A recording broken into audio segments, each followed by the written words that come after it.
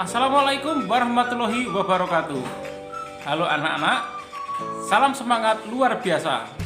Jumpa kembali saya sama Bapak Toto Priyono. Saya harap kalian senantiasa sehat walafiat tanpa kekurangan suatu apapun. Di dalam video kali ini Bapak akan jelaskan tentang pelajaran kelas 5 tema 1 subtema 2 pembelajaran yang keempat tentang manusia dan lingkungan. Untuk lebih jelasnya, mari kita ikuti tayangan berikut ini. Amatilah keempat gambar kenampakan berikut.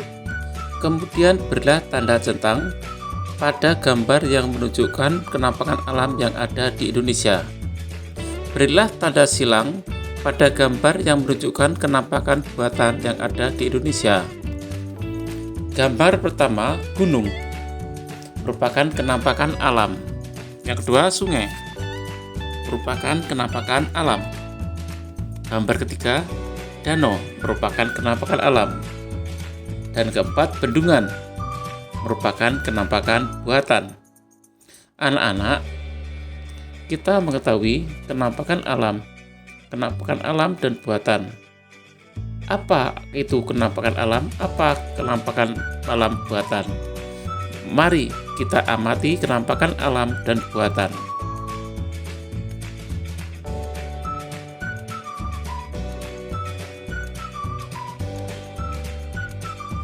Kenampakan alam adalah sebuah bentang alam yang terjadi dengan sendirinya.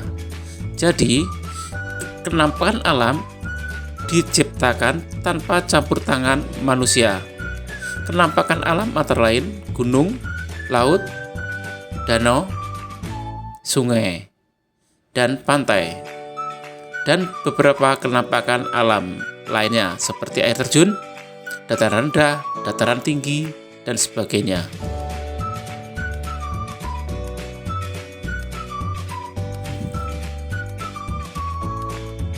Sedangkan kenampakan buatan adalah kenampakan yang dibuat manusia untuk kepentingan tertentu. Contohnya, waduk, sawah, jalan, pemukiman penduduk, dan bandara. Dan beberapa kenampakan buatan lain seperti terminal, pasar, dan lain sebagainya. Anak-anak, kenampakan alam terdapat di Indonesia adalah yang terlengkap di dunia. Kenampakan alam Indonesia masing-masing wilayah mempunyai karakteristik masing-masing yang ada di Indonesia. Sekarang, mari kita mengenal bentang alam setiap pulau-pulau yang ada di Indonesia. Pertama, Pulau Jawa. Bentang alam Pulau Jawa meliputi gunung, lembah, bukit, sungai, dataran rendah, dan pantai. Gunung yang ada di Pulau Jawa antara lain Gunung Merapi, Merbabu, Semeru, Bromo, dan Lawu. Kemudian lembah yang ada di Pulau Jawa antara lain Lembah Grand Canyon, Lembah Dieng, Lembah Kaliurang. Kemudian bukit, Bukit Sumedang, Bukit Kidul, Bukit Candi Abang. Sungai yang ada di Pulau Jawa, Sungai Ciliwung, Sungai Berantas, Sungai Bengawan Solo. Dataran rendah yang ada di Pulau Jawa antara lain Dataran rendah Madiun, Surakarta, dan Semarang. Kemudian pantai yang ada di Pulau Jawa, Pantai Paratritis, Pantai Anyer, Pantai Klayar, Pantai Pangandaran.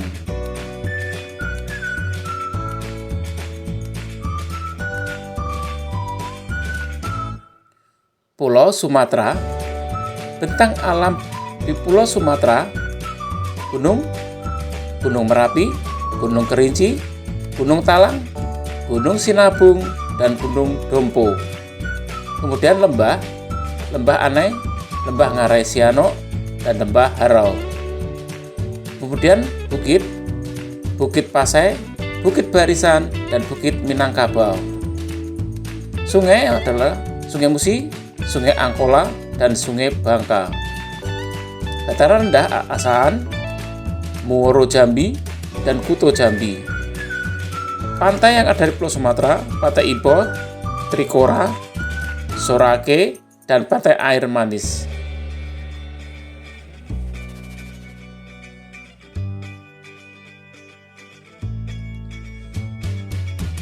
Pulau Kalimantan, bentang alam secara umum Pulau Kalimantan antara lain Gunung Bukit Raya, Lingpran, Manyapa, Asing, Batu Tulan.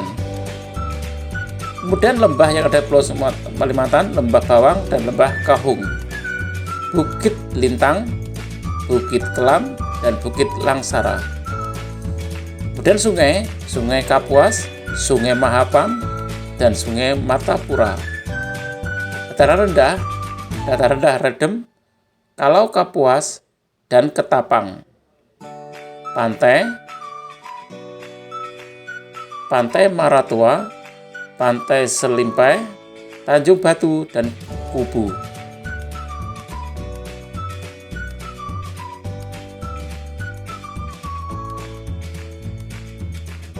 Pulau Sulawesi, bentang alam secara umum Pulau Sulawesi, Gunung Litimojong, Gunung Tondano, Gunung Kelabat, Gunung Soputan. Kemudian ada Lembah Limelu, Lembah Rama, dan Lembah Biru. Kemudian Bukit Barui, Bukit Luwu, dan dataran tinggi Toraja. Kemudian sungai yang ada di Sulawesi, Sungai Maraleng, Sungai Poso, dan Sungai Maraju. Dataran rendah Mamuju, Maros, dan Bulukumba. Pantai di Sulawesi, Pantai Losari, Dato, Lakeba, dan Pulisan.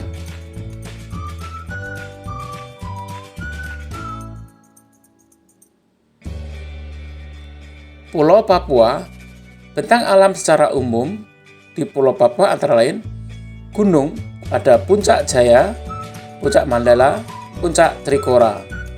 Kemudian lembah Baliem, Lembah Kaputo, dan Lembah Surgi. Bukit Karang, Bukit Kabre, Bukit Tungkuwiri.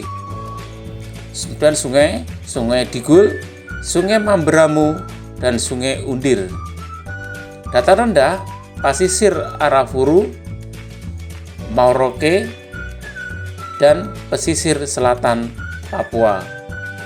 Kemudian pantai Teluk Beriton, Lampu 1, Bakaro, Pantai Pulau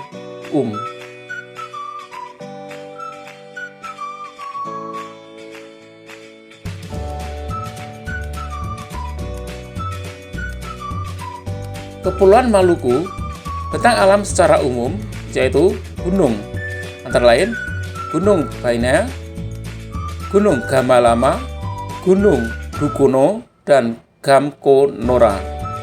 Lembah Alimato, Lembah Agro, Lembah Manulesa.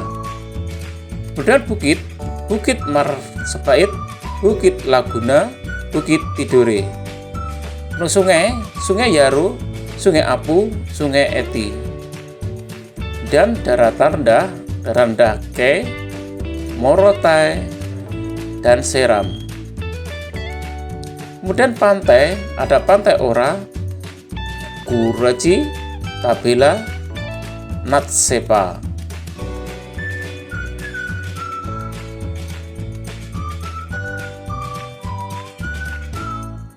Pulau Bali, bentang alam secara umum di Pulau Bali antara lain gunung, ada Gunung Agung, Gunung Batur, Gunung Bratan. Kemudian lembah yang ada di Pulau Bali, Lembah Bidadari, Lembah Batunan, Tukat Malakit. Kemudian Bukit Belong, Bukit Cumpuhan, Bukit Watu Kursi. Kemudian sungai Badung, Sungai Petanu, dan Sungai Nyuling. Dataran rendah Gianyar, Tabanan, dan Buleleng. Kemudian pantai, ada Pantai Nusa Dua, Pantai Kuta, Pantai Sanur, dan Jimbaran.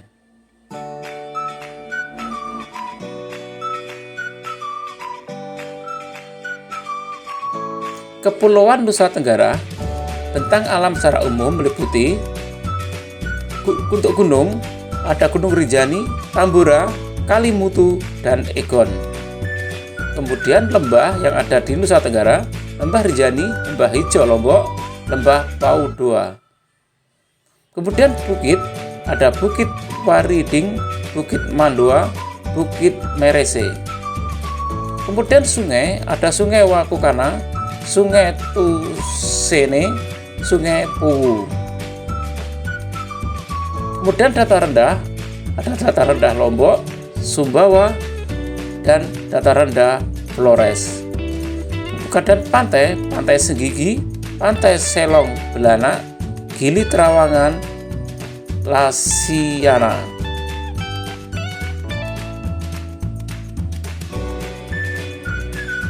Demikian tadi anak-anak bentang alam yang ada di Indonesia.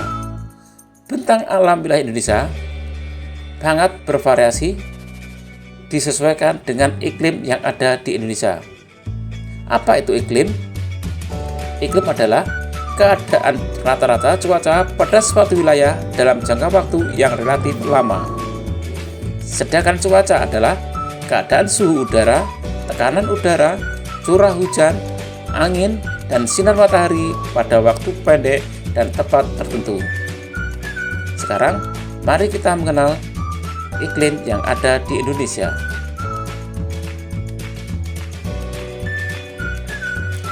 Letak astronomi Indonesia yang berada di wilayah tropis membuat Indonesia beriklim tropis. Ciri-ciri iklim tropis antara lain suhu udara yang tinggi sepanjang tahun, yaitu sekitar 27 derajat Celcius.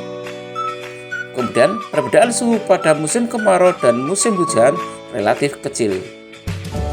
3. Lamanya siang dan malam hampir sama, yaitu 12 jam. Serta curah hujan yang tinggi dan penyinaran matahari sepanjang tahun.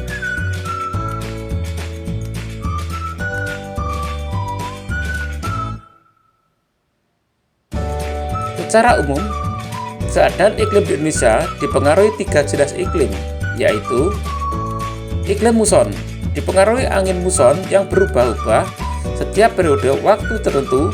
Satu periode perubahan adalah 6 bulan. Yang kedua, iklim tropis, terjadi karena Indonesia berada di daerah tropis. Suhu tinggi mengakibatkan penguapan tinggi dan berpotensi terjadinya hujan. 3. Iklim laut, terjadi karena Indonesia memiliki wilayah laut luas sehingga banyak penguapan dan mengakibatkan hujan. Anak-anak sekalian, bentang alam dan kondisi fisik wilayah tergantung keadaan iklim berpengaruh terhadap besarnya kepulauan yang ada di Indonesia. Begitu juga yang terjadi di seluruh Indonesia. Sekarang kita mengenal ragam flora dan fauna yang ada di Indonesia. Kemudian kita akan menentukan ide pokok pada setiap paragraf. Beragamnya flora dan fauna Indonesia. Indonesia sangat kaya dengan keragaman flora dan fauna. Keanekaragaman hayati Indonesia bahkan termasuk 3 besar dunia bersama dengan Brasil di Amerika Selatan dan Zaire di Afrika. Jumlah spesies tumbuhan di Indonesia mencapai 8.000 spesies yang sudah teridentifikasi dan jumlah spesies hewan mencapai 2.215, terdiri atas burung, reptil, mamalia, dan kupu-kupu. Kalimat utama pada paragraf pertama adalah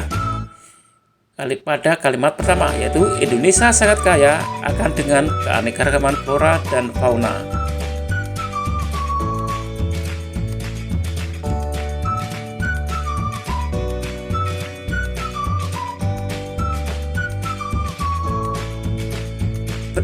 banyak faktor yang mempengaruhi beragamnya flora dan fauna di Indonesia. Seperti iklim memiliki peranan penting bagi peredaran flora dan fauna di setiap daerah. Dalam iklim terdapat faktor kelembapan, suhu udara, dan angin. Kelembapan udara dan suhu udara sangat penting bagi pertumbuhan fisik tumbuhan, sedangkan angin dapat mempengaruhi proses penyerbukan pada tumbuhan. Sebagai contoh, tumbuhan yang berada di iklim tropis akan tumbuh subur sepanjang tahun karena memiliki sinar matahari dan curah hujan yang cukup. Jika tumbuhan dapat hidup dengan baik di suatu daerah, maka akan memancing hewan-hewan untuk datang, karena tumbuhan merupakan bahan makanan yang penting bagi sebagian besar hewan. Bukti dari pernyataan tersebut dapat dilihat dibandingkan di antara daerah dengan curah hujan yang tinggi seperti Indonesia dibandingkan daerah gurun yang curah hujannya sangat kecil. Keanekaragaman flora dan fauna di Indonesia jauh lebih banyak dibandingkan dengan keanekaragaman flora fauna daerah gurun. Kalimat utama paragraf kedua terdapat pada kalimat pertama.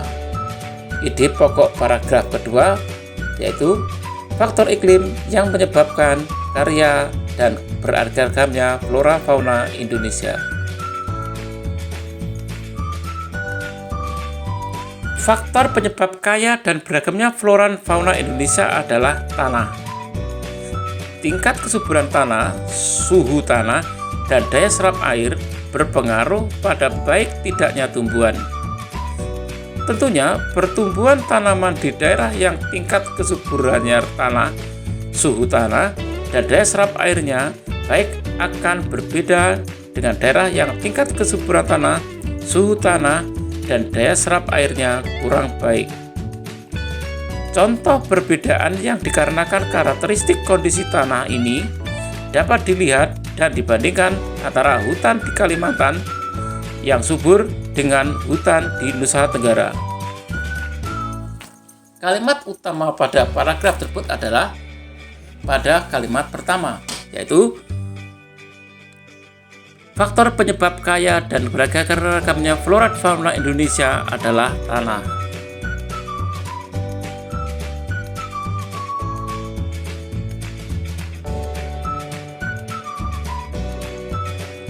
Air juga merupakan faktor penting penyebab kaya dan beragamnya flora dan fauna di Indonesia. Perannya yang dapat menyerap, melarutkan, dan membawa makanan yang dibutuhkan tumbuhan sangat penting bagi hidup tumbuhan.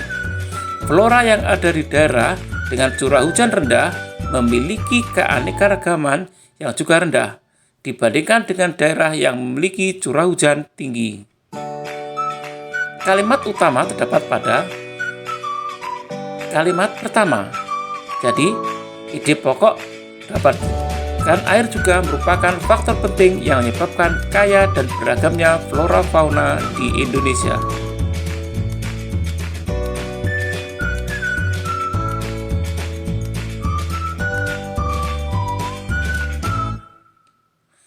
Selain iklim, tanah dan air yang merupakan faktor abiotik, ada juga faktor biotik yang mempengaruhi kaya dan beragamnya flora fauna di Indonesia, yakni manusia. Manusia dengan ilmu pengetahuan serta teknologi yang dimilikinya dapat mengembangkan varietas atau jenis-jenis flora fauna baru.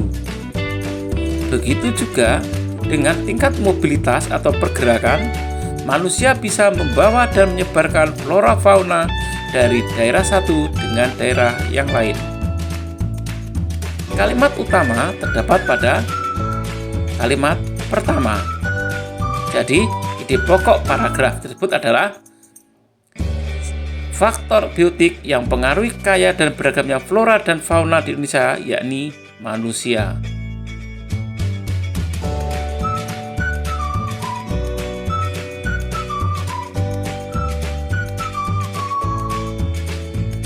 Di sisi lain, manusia juga mempengaruhi keberlangsungan flora dan fauna. Pembangunan rumah pembukaan lahan, penebangan besar-besaran, perburuan liar, serta pencemaran lingkungan adalah contoh perilaku yang sikap manusia bisa mengancam keberadaan dan keberlangsungan hidup flora dan fauna. Kalimat utama pada paragraf tersebut adalah terdapat pada kalimat pertama. Ide pokok paragraf terdapat apa? Manusia mempengaruhi keberlangsungan hidup flora dan fauna di Indonesia.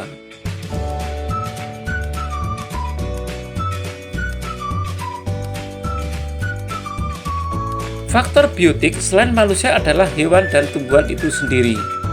Hewan dan tumbuhan juga dapat mempengaruhi keberagaman flora dan fauna. Misalnya, dilihat dari rantai makanan dan sistem penyerbukannya. Kalimat utama pada paragraf tersebut terdapat pada kalimat pertama.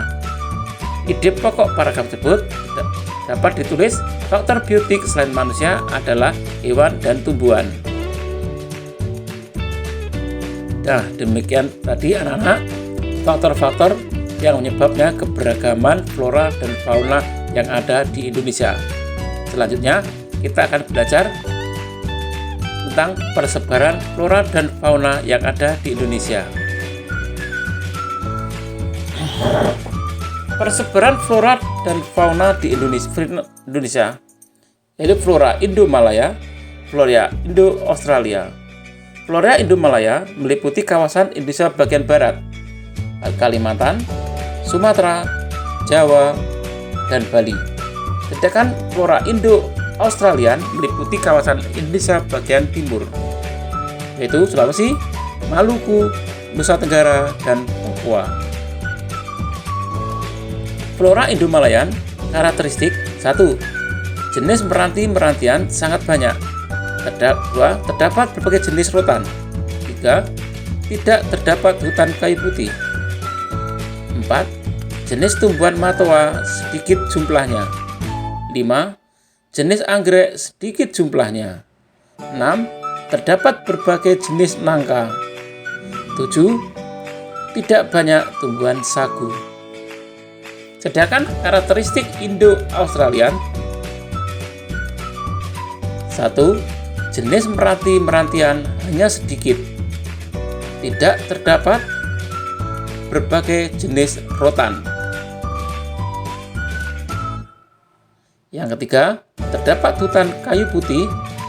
4. Terdapat berbagai jenis tumbuhan matoa. 5. Jenis anggrek banyak. 6. Tidak terdapat jenis nangka. 7. Banyak terdapat tanaman tumbuhan sagu.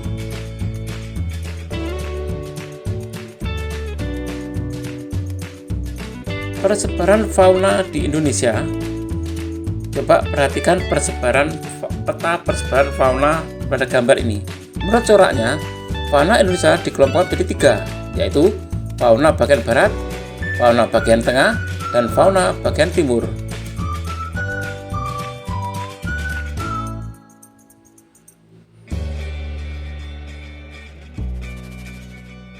Fauna bagian barat dan tengah dipisahkan oleh garis Valence, sedangkan fauna bagian timur dan tengah dipisahkan oleh garis Weber.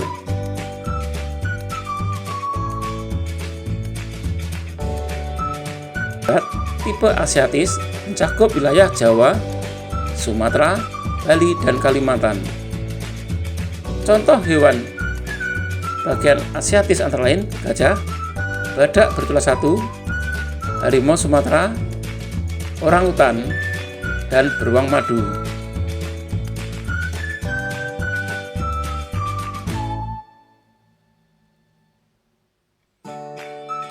Fauna Indonesia bagian tengah atau tipe peralihan mencakup wilayah Sulawesi, Timor, Maluku, dan Nusa Tenggara serta sejumlah pulau hewan bertipe peralihan antara lain anoa, babi rusa, komodo, burung maleo, dan kuskus.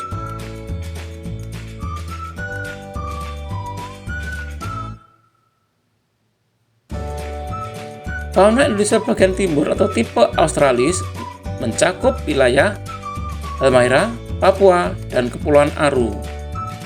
Contoh hewan tipe australis antara lain burung cendrawasih, burung nuri, walabi, burung kasuari, dan kanguru pohon. Demikian anak-anak penyebaran flora fauna yang ada di Indonesia. Sebagai bangsa Indonesia, kita wajib untuk melestarikan flora dan fauna yang ada di Indonesia. Lindungi flora dan fauna dari pembakaran hutan atau penjarahan hutan liar sehingga dapat mengganggu pertumbuhan flora dan fauna di Indonesia. Nah, oleh karena itu, kita harus mencerminkan sikap dan perilaku yang baik yang mencerminkan nilai-nilai dari sila-sila Pancasila. Sekarang kita mengenal nilai-nilai penerapan dari sila-sila Pancasila, antara lain pengamalan sila-sila Pancasila. Mari kita bandingkan antara sila satu dengan sila yang lain. Sila pertama, mempersilahkan teman duduk melaksanakan peribadatan. Sila kedua, menjenguk teman yang sakit. Sila ketiga, belajar kesenian daerah lain. Sila keempat, menggunakan hak pilih dalam pemilu. Dan sila kelima, mengadili pelanggar hukum sesuai dengan undang-undang.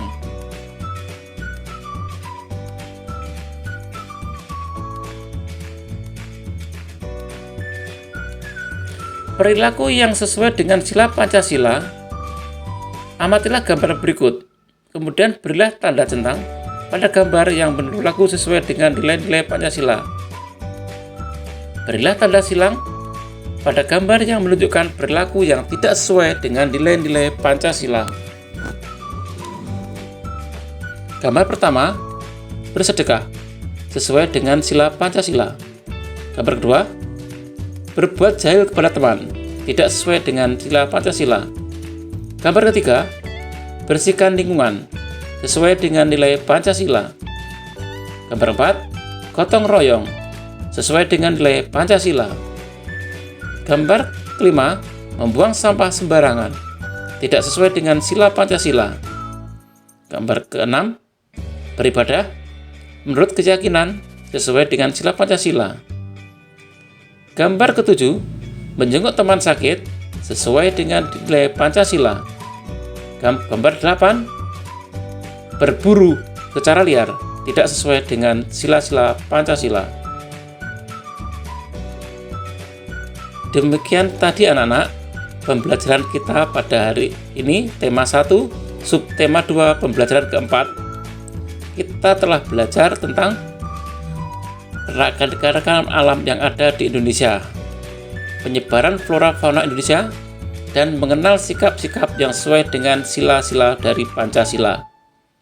Untuk menguji pemahaman kalian, nanti kita akan membahas soal yang ada pada pembahasan berikutnya. Tetap semangat.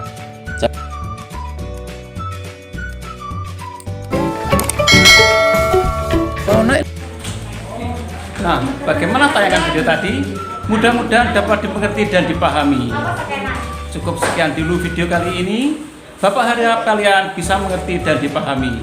Kita belajar penuh semangat. Wassalamualaikum warahmatullahi wabarakatuh.